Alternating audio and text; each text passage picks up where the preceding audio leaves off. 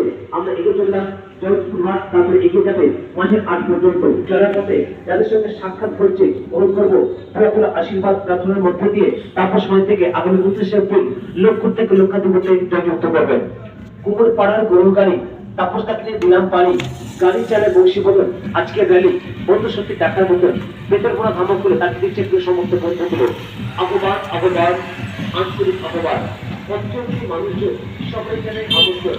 নিয়েছে তো লোককে, পাবলিককে প্রোটেকশন দিচ্ছে, লোককে প্রোটেকশন দিচ্ছে।